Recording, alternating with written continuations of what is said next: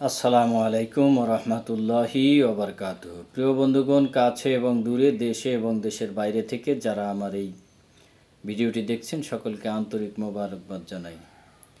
প্রিয় বন্ধুগণ, আমি আজকে আপনাদেরকে একটা দোয়া শিখাবো, যেই দোয়াটি সকালে ফজরের নামাজের পরে যদি কেউ 7 বার পাঠ করে, তাহলে ফজরের নামাজ থেকে শুরু করে মাগরিব পর্যন্ত এর মধ্যে যদি তার মৃত্যু হয়, তাহলে তার জন্য জাহান্নামের আগুন হারাম হয়ে যাবে, অর্থাৎ জাহান্নাম থেকে সে রক্ষা পাবে।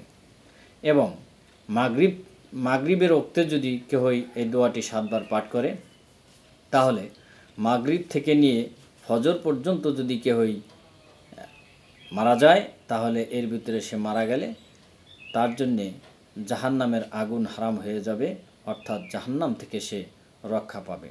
দোয়াটি হলো এই: আল্লাহুম্মা আজিরনি মিনান্নার, আল্লাহুম্মা আজিরনি মিনান্নার। এই দোয়াটি পাঠ করতে হবে, আগে এবং পরে দুরূদ শরীফ পাঠ করে নেবেন ইনশাআল্লাহ। আল্লাহ তাআলা আমাদের সকলকে মানার বোঝার তৌফিক দান করেন, আমিন। আখির দাওয়ানা আনিল হামদুলিল্লাহি রাব্বিল আলামিন। আসসালামু আলাইকুম ওয়া রাহমাতুল্লাহি ওয়া বারাকাতুহু।